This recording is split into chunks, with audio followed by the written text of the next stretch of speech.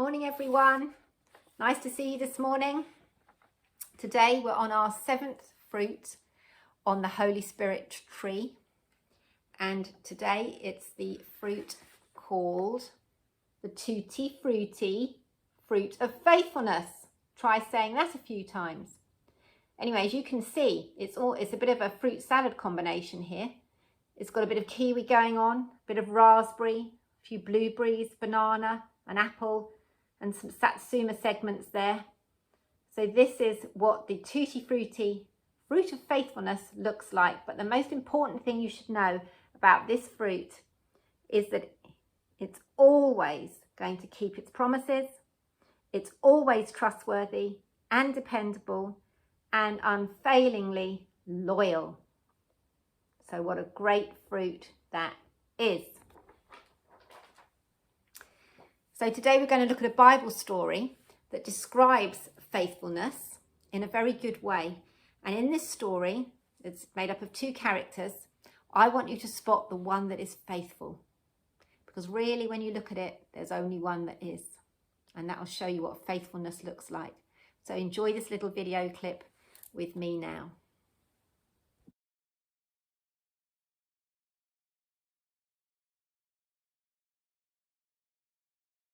Well, that was quite a story, wasn't it? Not too difficult to spot the faithful one there. Good old David. Not so much King Saul. David was the one who could be trusted to keep his word, keep his promise, not to hurt Saul and his family. He was the one who kept that promise even when he was treated so unfairly by Saul. He was faithful to serve him. He didn't fight back. He didn't speak badly about him. He was a truly faithful person in Saul's life. It's such a shame that Saul didn't see that. And God blessed David for being a faithful person to Saul and for recognizing his kingship, even though he didn't really deserve it. He protected David, and eventually he made him king over his people, and everyone was glad to have David as their king because David had a heart that was good and faithful, like God's heart is good and faithful. Wouldn't it be wonderful if somebody said about us that we have a heart like God's heart, which is what they said about David? I'd love that to be said of me. I'm asking God to make my heart like his.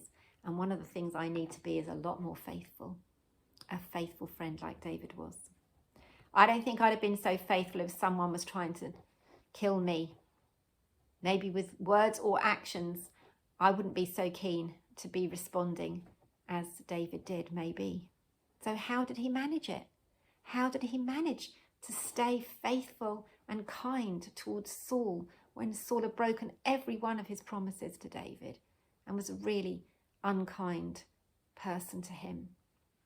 And I've asked myself that question, and the only thing that I can come up with, which I think is the right answer as it so happens, I think David got his faithfulness from God. God was faithful to David, and David knew it. And he knew that God could give him the strength to be a faithful person to Saul and to not fight back and to not become unkind and to not become just like Saul was, in fact. So I think we've just got to know the faithfulness of God in order to be a faithful friend to someone. And God did help David in another way as well. He gave him a faithful friend called Jonathan. And Jonathan saw him through some scrapes, and he kept David safe several times. He was just a faithful friend to him. And the thing that was most interesting about that was that Jonathan was actually King Saul's son. And he could see that his father was doing wrong. And so he was faithful to David, even though his father didn't want him to be. And that takes some courage, doesn't it? So some questions today to maybe ask ourselves in our takeaway is, who can I be a faithful friend to?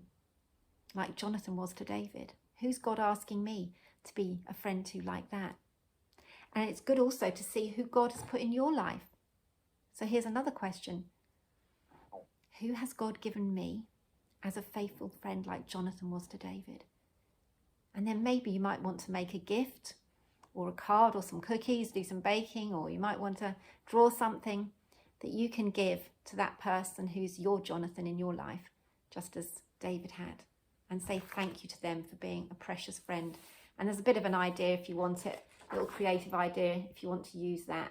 You can get off the website together with the other resources today. And I've also suggested you might like to play a trust game, because that's good fun to see what it's like to be led around by somebody when you're blindfold, and when you've got a blindfold on and you can't see, to have a trusting friend take you round maybe a few obstacles or on a little walk, and then to swap over and do that for someone else. That's a great way of seeing what it feels like to have a friend in your life who's trustworthy and true, even if only for a minute. And I hope you've got lots of friends like that. Okay, so I hope that you and I can grow and grow in Tutti Frutti, the fruit of faithfulness in our lives. And I think what we've just got to do that is to ask God to show us more and more of himself, because he's very faithful indeed. So have a lovely afternoon or rest of the day or morning if you're doing this at another time, and enjoy that time with your friends exploring this fruit together. God bless. Bye.